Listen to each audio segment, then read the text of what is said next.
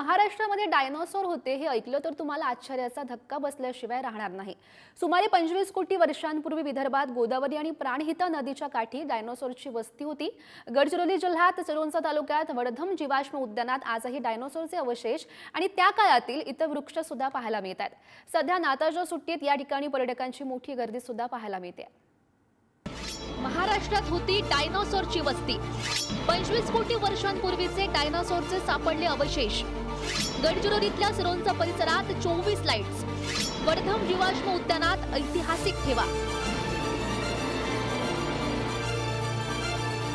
डायनोसॉरची वस्ती 25 कोटी वर्षांपूर्वी महाराष्ट्रामध्ये होती। महाराष्ट्र आणि तेलंगणा राज्याच्या सीमेवर गडचिरोली जिल्ह्यात डायनोसॉरच्या प्रजाती राहत होत्या। सिरोंचा तालुक्यात प्राणहिता आणि गोदावरी नदीच्या काठावर डायनासोर असल्याचं 1959 साली पहिल्यांदा उघड झालं।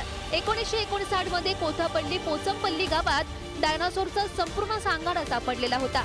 वडधम जीवाश्म पार्क ही भारतातील पहिली डायनासोर साइट आहे, जिथे 25 कोटी वर्षांपूर्वीचे जीवाश्म सापडले।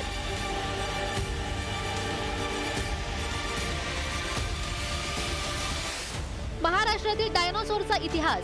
भारतीय उपखंडातील या भागात सौरोपॉडची झाडं अस्तित्वात होती। कोट्यवधी वर्षांपूर्वी हा भाग घनदाट जंगलानं व्यापलेला होता। या जंगलात ग्लोटोप्टेरिस आणि डॅडॉक्सलॉन अशी शंकूच्या आकाराची झाडं होती। जुरासिक कालखंडाच्या मध्यभागी सह अस्तित्वात असलेल्या सौरोपॉडच्या झाडांचे अद्यापही सिरोंच्यात अवशेष आहेत। गडचिरोली जिल्ह्यात डायनासोरचे अस्तित्व असताना लाखो वर्षापूर्वी जे झाडांचे काही मूळ खोड होते त्यांचे सुद्धा अवशेष इथं सापडलेले आहेत। आपण इथं बघू शकतो अशा प्रकारे एक जो झाड आहे, हा झाड वैज्ञानिकांकडून सांगण्याप्रमाणे हा झाड जो आहे तो लाखो वर्षापूर्वीचा आहे आणि डायनासोरची प्रजाती जेव्हा भारतात अस्तित्वात होती त्यावेळेस हा जो आहे सांगाडा हा सुद्धा सापडलेला होता आणि याचे सुद्धा आता सिरोंचा येथे जतन करण्यात आले असल्याचे आपल्याला दिसून येत आहे। 25 कोटी वर्षांपूर्वी सिरोंचा परिसरात परापासोरस टॅगोरी प्रजातीच्या डायनासोरचं अस्तित्व असल्याचं समोर आलंय। महाराष्ट्रातील डायनासोरचा इतिहास।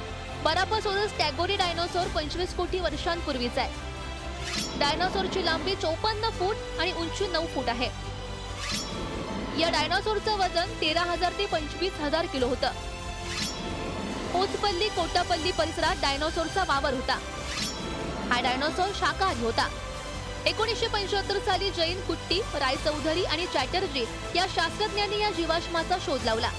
सध्या या डायनासोरच्या सापळ्याची प्रतिकृती कोलकात्याच्या भूविज्ञान संग्रहालयात आहे।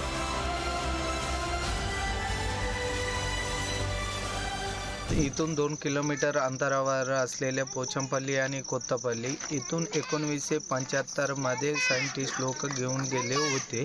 त्याचे नाव जैन कुटी, रायचौधरी, चॅटर्जी। इथं वडधम फॉसिल पार्कमध्ये आपल्याला बघण्यासाठी ट्री फॉसिल्स आहे।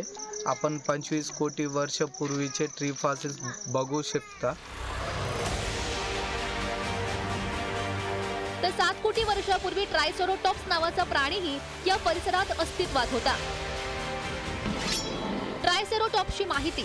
सुमारे 7 कोटी वर्षांपूर्वी गडचिरोली जिल्ह्यात या प्राण्याचं अस्तित्व होतं। या प्राण्याची लांबी 27 फूट तर उंची 10 फूट होती।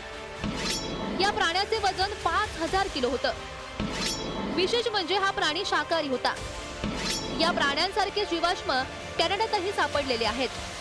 डायनासोरच्या हाडांचे काही अवशेष या ठिकाणी म्युझियम मध्ये ठेवण्यात आले असून परदेशातील शास्त्रज्ञही या स्थळाला भेट देऊन सर्वेक्षण करून गेल्याची माहिती आहे। सध्या नाताळच्या सुट्टीतही अनेक पर्यटक या परिसराला भेट देत आहेत। मी गडचिरोली जिल्ह्यातीलच आहे। गडचिरोली जिल्ह्यातील एकदम टोकाचं तालुका कोरची तालुक्यातून भेट द्यायला आलो आहे आणि सोबतच काही नागपूरचे पण आहे माझ्यासोबत, काही मित्र आणि काही मित्र पुण्याचे पण आहे। आम्ही सर्व मित्रमंडळी एक नवीन काहीतरी बघायला मिळत आहे आणि यांची माहिती मला मिळाली होती। आम्ही यूट्यूबवर बघितलं होतं तर ते बघण्यासाठी म्हणून आलो आणि खरंच लाखो वर्षापूर्वीचे जे अवशेष आहे हे आम्ही आज बघून खूप मन तृप्त झालेलं आहे। वडधम जीवाश्म उद्यान हे सिरोंचा पासून सुमारे 19 किलोमीटर आणि जिल्हा मुख्यालय गडचिरोली पासून सुमारे 189 किलोमीटर दक्षिणेस आहे। विशेष म्हणजे सिरोंचा हे देशातील 5 ठिकाणांपैकी एक आहे जिथे मोठ्या प्रमाणात जीवाश्म सापडले आहेत। महाराष्ट्र 25 कोटी वर्षांपूर्वी कसा होता याचं आकर्षण असणाऱ्यांनी या ठिकाणाला नक्कीच भेट द्यायला हवी. आशिष अग्रवाल, पुढारी न्यूज, गडचिरोली.